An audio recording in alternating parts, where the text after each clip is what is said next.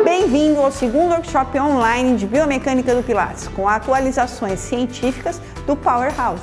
E eu acabei de disponibilizar 3 aulas gravadas para você assistir quantas vezes quiser. Essas aulas são uma introdução, uma base teórica da Biomecânica do Pilates, para que você possa aproveitar muito as aulas ao vivo comigo na semana que vem. Lembrando então que semana que vem nós teremos 2 aulas ao vivo que vão acontecer nos dias 12 e 13 de agosto, sempre às 22 horas, e serão 100% práticas, onde iremos abordar a biomecânica do método Pilates no solo e nos equipamentos. Você ainda não está inscrito nas aulas ao vivo? Então pause o vídeo agora mesmo e clique no botão abaixo. As vagas para as aulas ao vivo são limitadas, então é importante que você se inscreva neste momento. Se inscreveu? Então vamos continuar com a primeira aula. Espero que você aproveite e eu te vejo ao vivo nos dias 12 e 13. Até lá! Então bora começar a primeira aula, galera? Primeiro a gente precisa saber o que é biomecânica e o porquê da importância do domínio da biomecânica para as nossas aulas de Pilates, ok? Primeiro, biomecânica é o estudo da mecânica no corpo humano, ok? Que é um conceito da engenharia, onde se estuda forças vetoriais com as famosas fórmulas de Pitágoras e assustadoras, né? Onde temos o domínio das leis newtonianas, né? Das forças gravitacionais e por aí vai. Tudo isso nós temos na física mecânica. Toda essa parte da mecânica da física vem sendo trazida para o corpo humano através do estudo da biomecânica. Olha só, uma área de movimento, não podemos deixar de entender as forças que são distribuídas e geradas durante o movimento. Energia cinética, energia potencial, energia elástica e por aí vai, tá? Durante esse workshop a gente vai falar bastante sobre tudo isso que eu falei para vocês, que parece meio assustador a princípio, mas que eu vou decodificar aos pouquinhos para vocês e estarei pronta para responder todas as dúvidas ao vivo, beleza? Então olha só, galera, segundo a filogênese, nós começamos a nossa evolução partindo da posição em quadrupedia, ok? Nós éramos uma curva cifótica, uma curva primária somente. Éramos pura cifose, como a gente pode ver aqui, tá? Não tínhamos uma curvatura secundária, que são as lordoses. As curvaturas secundárias são as lordoses, que fazem os movimentos que têm como as cifoses seus principais pontos fixos, ok? Por isso que à frente das cifoses nós temos músculos chatos, ok? E à frente das lordoses nós possuímos músculos mais longos com um torque maior de força, para que haja movimento. A partir da evolução da espécie, nós assumimos a bipedestação, há cerca de 200 mil anos atrás, ok? Quando nós assumimos a bipedestação, houve toda uma transferência de forças no nosso corpo. Tranquilo? Então o que era nosso saco visceral que caía pela nossa força gravitacional à frente da potente faixa abdominal, ao longo dos anos, foi tendo uma distribuição de força vetorial para baixo, ok? E isso mudou substancialmente a distribuição de forças que ocorreram no nosso corpo. Durante a oncogênese também, nós não podemos esquecer que quando nascemos bebezinhos, nascemos numa cifose. Né? Nós somos um Czinho quando nascemos. Como o desenvolvimento se dá céfalo-caudal e próximo distal, nós vamos assumindo também as curvaturas secundárias, que seriam as lordoses. Nós nascemos numa cifose única e depois vamos evoluindo para as lordoses, tá? Ou seja, precisamos experimentar os movimentos durante a cifose, ok? Assumimos o controle de todas as curvaturas para só aí podermos andar, aprendendo a lidar com a distribuição de peso e de força corporal. É importante que saibamos que uma das principais alterações, se não a maior ocorrida no corpo humano, se deu na pelve, tá? E sobretudo nos músculos do assoalho pélvico, tá? O que tínhamos antes, como? Vocês lembram aqui, ó, nossa potente faixa abdominal sustentando todas as nossas vísceras, órgãos e glândulas. Pois bem, quando nós assumimos a bipedestação, toda essa descarga de peso normal, toda essa massa junto com a força gravitacional veio passar anteriormente pelos corpos vertebrais e cair sobre o assoalho pélvico. Beleza, galera? Então, olha só, Antes tínhamos uma série de músculos fortes, largos e potentes, transverso do abdômen, oblíquo interno, oblíquo externo, tá? E ainda o potente reto, costurado pela linha alba para sustentar as nossas vísceras, tá?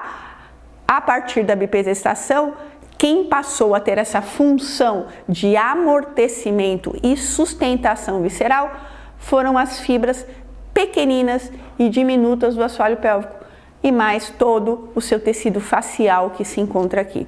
Ou seja, 2 camadas de músculo somente e suas fáscias para suportar todo o peso do nosso peritônio. Então vocês acham que nós temos a mesma capacidade de amortecimento do saco peritoneal sobre os músculos do assoalho pélvico que tínhamos sobre os músculos da faixa abdominal?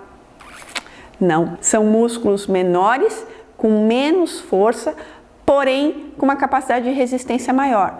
Então esses músculos do assoalho pélvico, galera, eles são compostos, prestem bem no dado que eu vou passar para vocês agora, 80% de tecido conjuntivo e somente 20% de massa muscular. Eu vou repetir, somente 20% de massa muscular. Desses 20% de massa muscular, 20% somente são fibras de força e 80% são fibras de resistência. Ok, então eles são capazes de resistir bastante tempo, né, à pressão do peritônio sobre o assoalho pélvico. Mas não é bem assim, né? Com o passar do tempo, o que acontece é que esses músculos vão acabar se estirando, né, e ficando fora da sua curva de comprimento e tensão, aumentando, portanto, a tensão nesse músculo, diminuindo, podando, tirando a capacidade desse músculo de relaxar. Vocês lembram quando as cargas se invertem e há uma repolarização para que a contração muscular possa acontecer de novo, possa voltar à fase de repouso? Pois é, se nós temos uma carga diretamente sobre o assoalho pélvico agindo constantemente, nossos músculos do assoalho pélvico perderão essa capacidade. Ou seja, eles viverão fora da sua curva de comprimento e tensão normal, portanto, estando extremamente tensos. Logo, a gente vai discutir melhor no nosso workshop online por que nós não devemos dar o comando de segurar o xixi, que está muito claro aqui, porque são músculos que já estão fadigados, galera. Tá? Para a gente dar esse comando de segurar o xixi, a gente tem que ter um laudo ou sabermos dominar a eletromiografia de superfície para que a gente possa saber se estamos diante de músculos fracos ou se estamos diante de músculos tensos. Se estamos diante de músculos fracos, aí sim no Pilates nós podemos pedir contrai o assoalho pélvico, fechando, né, para dentro, puxando ele para a linha média e para o alto, para o umbigo. Aí sim, caso estejamos diante de uma musculatura tensa, nós corremos o risco de fadigarmos mais o assoalho pélvico do nosso aluno ou do nosso paciente. Então, seguindo aqui, galera, é na pelve, no quadril, que também a gente consegue controlar o nosso centro gravitacional dentro do nosso polígono de sustentação. Vocês lembram que após estarmos 20 segundos em pé, nós começamos um movimento oscilatório do tronco dentro do nosso polígono de sustentação, objetivando o quê? Que não tenhamos fadiga em nenhum grupo muscular, ok? Portanto, se nós estamos diante de um corpo estático, a gente já fica sabendo a partir daí que a estática não existe. Nossa estática é baseada num reequilíbrio dinâmico, tranquilo? Então é na pelve que organizamos a nossa postura, anteriorizando-a ou posteriorizando-a. É na pelve que a gente vai reorganizar o nosso centro gravitacional, que vamos lidar com as oscilações gravitacionais. Além do movimento oscilatório, também temos a capacidade de posteriorizar, retroverter a pelve, tá? Ou anteriorizar a pelve. Beleza? É na pelve também onde se encontra muito próximo o nosso centro gravitacional, tá? Nosso centro gravitacional do nosso corpo se encontra ali bem próximo à pelve, tá bom?